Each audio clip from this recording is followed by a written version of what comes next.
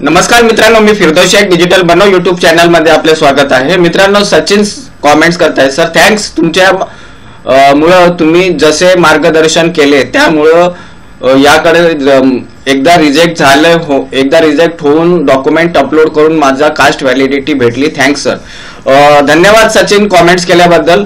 असंच आमचा डिजिटल बनव यूट्यूब चॅनल आणि महा ऑनलाईन यूट्यूब चॅनल फॉलो करत राहा आणि इन्फॉर्मेटिव्ह व्हिडिओ पाहत राहा आणि इतरांनाही शेअर करण्याचा प्रयत्न करा. आदिवासी कोळी जमात सामाजिक संघटना महाराष्ट्र राज्य कॉमेंट्स करतायत, बोगस 14 आमदार व बोगस 2 खासदार राजीनामे घेऊन राखीव मतदारसंघ ओबीसी ओपन साठी खुले करा. मुद्दा त्यांनी अनेक मुद्दे मांडलेले आहेत. तर तुमच्या या चळवळीला ईश्वर सक्सेस देव हीच मी प्रार्थना करीन. कृषी वार्ता कॉमेंट्स करतायत, सर मास्टर ऑफ आर्ट्स साठी ऍडमिशन घेतली आहे, कॉलेजने व्हॅलिडिटी साठी शिफारस पत्र दिले आहे, ओबीसी कुणबी व्हॅलिडिटी मिळेल का? अहमदनगर डिस्ट्रिक्ट. तर हे बघा, जर तुमच्याकडे डॉक्युमेंट्स असतील कुणबी म्हणजे म्हणून तर तुम्हाला नक्की म्हणजे मिळेल. आणि कुणबीसाठी जे आहे 1967 पूर्वीचा पुरावा पाहिजे असतो. आणि जर तुमच्याकडे तसा पुरावा असेल तर मग तुम्हाला आता तुमच्याकडे 3 गाव नमुना 14 आहेत, तर त्यानुसार तुम्हाला कास्ट व्हॅलिडिटी मिळण्यासाठी काही अडचण येणार नाही. तर अप्लाय करा, होऊन जाईल.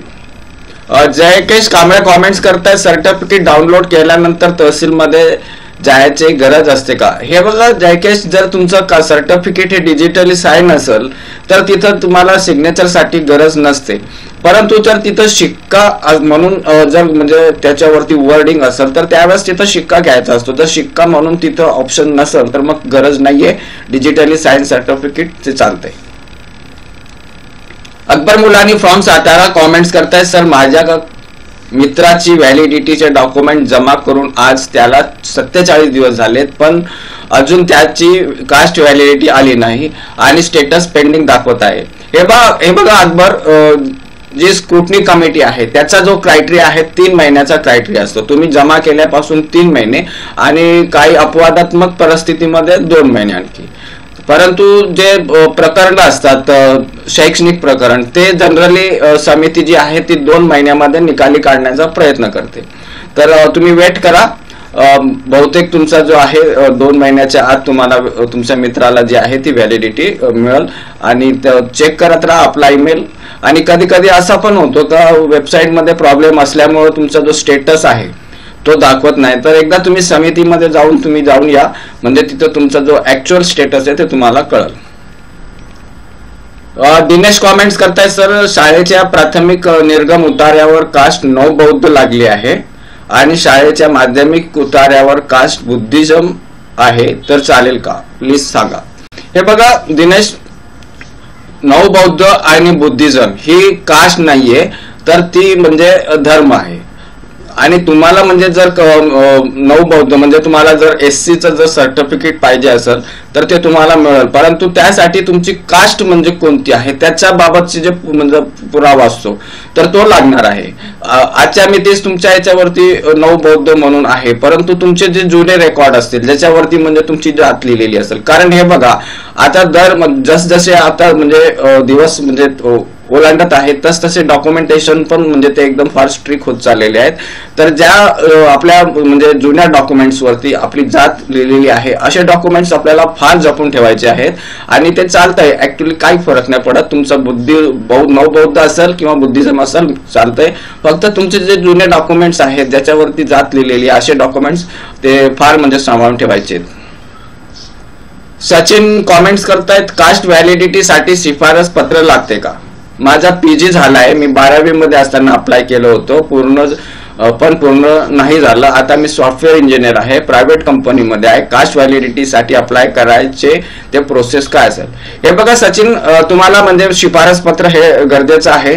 आणि जर तुम्ही नोकरीमध्ये असाल तर तुम्ही अप्लाय करू शकता, परंतु ती सरकारी किंवा निम सरकारी नोकरी असेल, स्थानिक स्वराज्य संस्थेतील नोकरी असेल तर त्याच्यासाठी तुम्ही अप्लाय करू शकता. आणि त्या संबंधित त्यांचा जो संबंधित विभाग आहे त्याचा शिफारस पत्र हे लागते.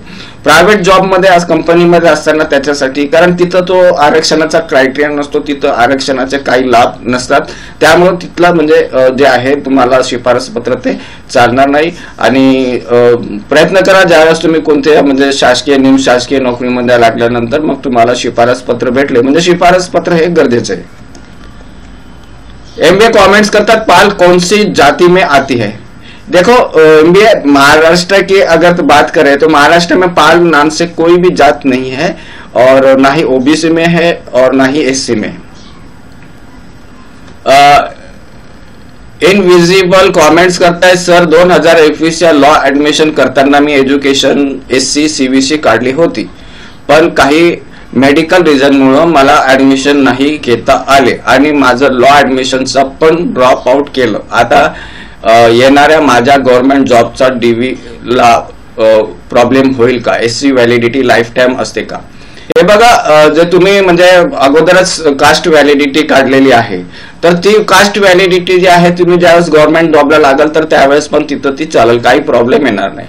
आणि कास्ट व्हॅलिडिटी ही जी आहे ती लाईफ टाइम असते, तर ती फार सांभाळून ठेवायची असते. ती व्हॅलिडिटी तुम्हाला तुमचे येणारी जी पिढी आहे किंवा आता येणारे तुमचे काही ब्लड रिलेटिव्ह मध्ये जी नवीन मुलं असतील त्यांच्यासाठी पण ते कामाला येणार आहे, तर आणि ती लाईफ टाइम असते. भरत वाघेला कमेंट्स करता है, सर 30/8/2022 मैंने कास्ट वैलिडिटी के लिए अप्लाई किया था. कोकण भवन थाने में मेरे बेटे के लिए मानक दिनांक के पुरावे के रूप में मैंने पिताजी का स्कूल लिविंग सर्टिफिकेट की कॉपी लगाई थी. उन लोगों ने स्कूल के जनरल रजिस्टर का निर्गम उतारा मंगाया था, जो स्कूल ने उन्हें 10/20/10/22 को भेजा है. फिर भी उन्होंने पता नहीं क्यों 14/11/22 को पुणे दक्षता पथक को पत्र लिखकर इंक्वायरी के लिए 6 हफ्तों में अहवाल मंगाया. ये देखो भरत, तुम्हारे जो फादर का मतलब है ना लिविंग सर्टिफिकेट है, पहले तो ये तुम्हारा डिपेंड्स करता है, तुम्हारा वो रिजेक्ट जो है यहाँ पे कोई रिजेक्ट का कारण नहीं दिखाया, वो डिपेंड्स करता है कौन सा कारण है, और जब तक उसका जो रीजन है वो जब तक उसका स्पष्ट नहीं होता है तो अपन कुछ बता नहीं सकते. फिर भी जो तुम्हारा फादर का एलसी है उन्होंने जो स्कूल से मंगाया, तो पहले तो बात वो स्कूल अभी बंद है या शुरू है, वो एक प्रॉब्लम. और दूसरी बात, अगर बंद होगी और तब अगर समझो शायद, अभी ये मैं एक एग्जांपल दे रहा हूँ रिजेक्ट होने के.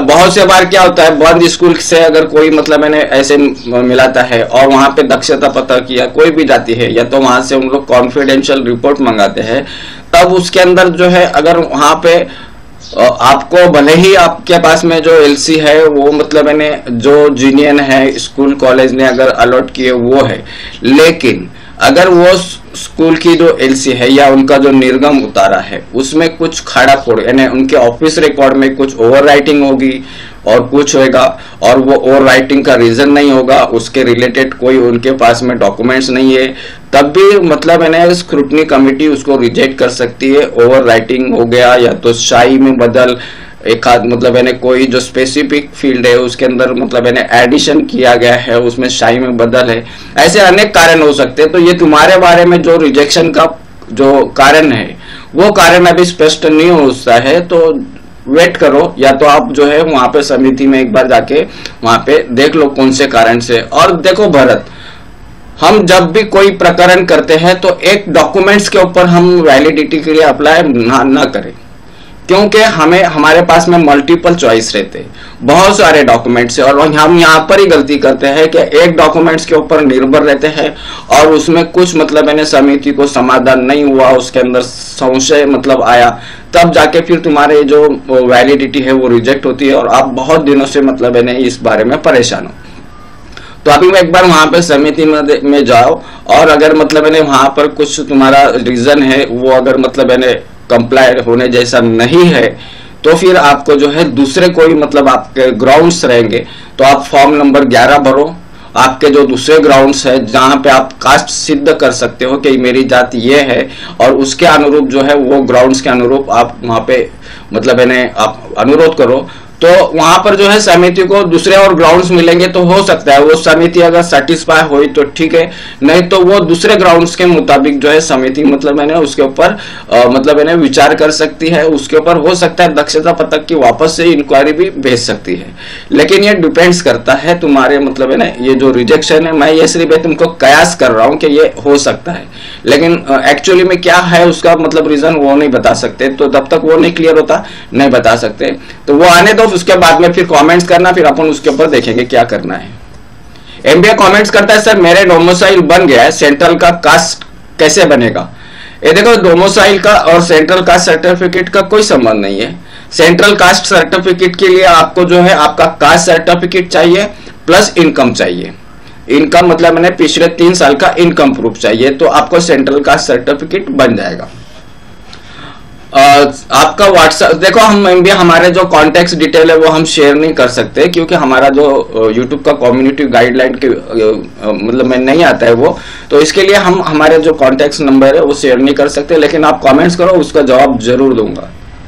शिव कुमार कमेंट करतात माझ्या कर्नाटक कास्ट सर माझे कर्नाटक कास्ट काढायचे आहे, तर माझ्या महाराष्ट्राचा एलसी चालेल का? पापाचा कर्नाटकचा एलसी आहे, please reply message. Central caste करून महाराष्ट्रामध्ये यूज करू शकते का? हे बघा, जर तुम्ही कर्नाटक मधनं कास्ट सर्टिफिकेट समजा मिळवला असेल, तर तुम्हाला जो कास्ट म्हणजे सेंट्रल कास्ट सर्टिफिकेट पण जे आहे तुम्हाला ते कर्नाटकातच न घ्यावा लागेल। म्हणजे तुम्हाला तुमचा कास्ट जर तुमचा कास्ट सर्टिफिकेट हे कर्नाटक मधनं इश्यू झालाय, तर सेंट्रल कास्ट सर्टिफिकेट पण तुम्ही त्या कर्नाटक मधनच तुम्हाला घ्यायचा असतो।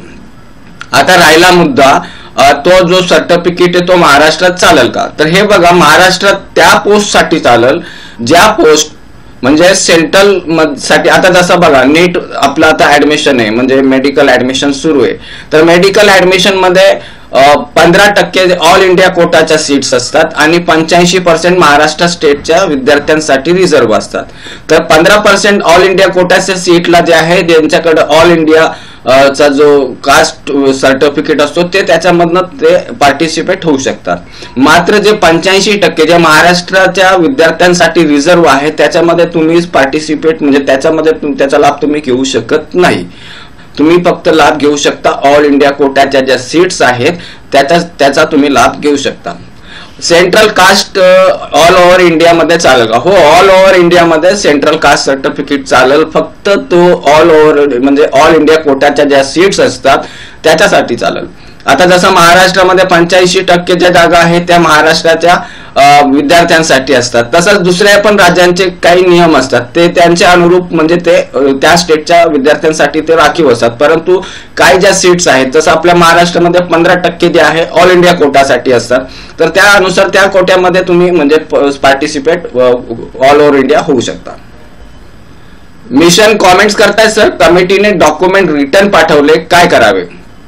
हे बघा मिशन, जर तुम्ही तुमच्या जातीबद्दल ठाम आहात का तुमची जी कास्ट आहे ती ओबीसी किंवा जी काय म्हणजे एससी एसटी ओबीसी काय जे काय आहे त्याच्या अंतर्गत येते आणि तुम्ही ठाम आहात, तर अशा वेळेस तुम्ही समितीमध्ये फॉर्म जो 11 आहे, जो आपल्या पार्टीच्या वेबसाईट वरती फॉर्म 11ची लिंक तुम्हाला तिथं भेटेल, ती डाउनलोड करा ते अफिडेव्हिटच्या स्वरूपात आणि त्याच्यामध्ये तुम्ही तुमचे ग्राउंड्स लिहा। काय ग्राउंड्स आहेत, तुम्ही कोणत्या ग्राउंड्सवर तुम्ही सांगताय तुमची कास्ट म्हणजे ती तुम्ही जी वर्णन करताय ती आहे, आणि ते ग्राउंड्स लिहून त्या संबंधाचे डॉक्युमेंट्स तिथं द्या आणि त्याच्यानंतर समितीला त्याच्यावरती उभे करा का माझ्याकडे एवढेच डॉक्युमेंट आहे, तरी समितीने निर्णय घ्यावा। आणि याच्यामध्ये हे करत असताना एक गोष्ट लक्षात घ्या का जर तुमच्याकडे कोणत्या ब्लड रिलेटिव्हची कास्ट व्हॅलिडिटी असेल तर ते अपलोड करण्याचा प्रयत्न करा। त्याचबरोबर काही तुमच्याकडे म्हणजे लांबचे नातलगांचा पण म्हणजे सर्टिफिकेट डॉक्युमेंट्स तिथं द्या, वंशावळ सविस्तर विस्तृत करा आणि असं करून तिथं कमिटीकडे म्हणजे तुम्ही जर गेले तर कमिटी तुमचे जे त्या ह्याच्यावरती म्हणजे समाधान जर झाला तर ठीक आहे, नाही झाला तर कमीत कमी तुमची ग्रह चौकशी होऊन आणि तुम्हाला कास्ट व्हॅलिडिटी मिळेल जर तुम्ही मागास समाजाचे असाल तर। सोनू चौधरी कमेंट्स करतात माझी पप्पाची कास्ट मना आहे पण माझ्याकडे 1950 पूर्वीचा नाही। सीबीसी डिपार्टमेंटने मला आईचे डॉक्युमेंट्स मागितले आहे, ते डॉक्युमेंट 1900चे आहेत पण त्यावर कास्ट मनी आहे, म्हणाले माझी कास्ट व्हॅलिडिटी रिजेक्ट होऊ शकते। हे बघा सोनू, मनी जी कास्ट, मना कास्ट जी आहे ती म्हणजे एसटी मध्ये समाविष्ट आहे, पण मनी नाहीये. आता ठीक आहे, जर तुमचा रिजेक्ट पण जर त्यांनी केला असेल तर त्यांना मग विनंती करायची, जर तुम्ही खरोखर मागास समाजाचे असेल तर तुमच्याकडे जर अधिक आणखी पुरावे नसतील तर त्यांना सांगा गृह चौकशी करा, दक्षता पथक मार्फत चौकशी करा आणि दक्षता पथक तुमच्या चौकशी करून आणि ते रिपोर्ट देतील आणि त्या अनुषंगाने समिती तुम्हाला कास्ट व्हॅलिडिटी देईल. करुणा सातवान कॉमेंट्स करतायत, अपडेट स्टेटस कसं पाहायचं, रिसिप्ट मिळालेली आहे. हे बघा, तुमचा जो आहे एसटीच्या संदर्भात तुमचा प्रश्न आहे. एसटी कॅटेगरीमध्ये, एसटी कॅटेगरीच्या साईटची तुम्ही वेबसाईट आहे etribe.mahaonline.gov.in या वेबसाईटवरती जायचंय. तिथं स्टेटसमध्ये जाऊन तिथं तुम्ही तुमचा जिल्हा आणि तुमचं नाव हे करून सर्च केला तर तुम्हाला त्याच्यामध्ये स्टेटस तिथं तुम्हाला जर त्या ओके झाला असेल तर तुम्हाला तिथं VC जनरेटेड म्हणून तिथं पाहायला भेटेल. विलास कॉमेंट्स करताय, सर ऑफिसमध्ये आडनाव झाजम आहे, खरं नाव झाजम आहे, आधार कार्डवर झाजम आहे आणि 1967चा पुरावा झाजम नावाने आहे, तर व्हॅलिडिटी कशी मिळेल. हे बघा विलास, जे काय तुमच्या म्हणजे आडनावामध्ये किंवा कशा नावामध्ये काही बदल वगैरे किंवा थोडेफार काही अपभ्रंश निर्माण करणारे असेल तर अशा वेळेस तुम्हाला घाबरायची काही गरज नाही. त्याच्यामध्ये तुम्हाला फक्त जे आहे तुम्हाला जे अफिडेव्हिट तुम्ही करताय वंशावळमध्ये, तसेच जर गरज पडल्यास ऍडिशनल आणखी एक अफिडेव्हिट द्या आणि त्याच्यामध्ये हे सगळं सविस्तर वर्णन करा का म्हणजे जे आहे तिथं स्पेलिंग म्हणजे चुकी झालेली आहे, परंतु जे प्रोनाउन्सिएशन आहे ते मात्र एकच आहे आणि वेगवेगळ्या याच्यामध्ये स्पेलिंग म्हणजे मिस्टेक झाले, या अनुसार तिथं अफिडेव्हिट द्या, तिथं प्रॉब्लेम येणार नाही. तर मित्रांनो, आजच्यासाठी आपण इथंच थांबूया. धन्यवाद. जय हिंद.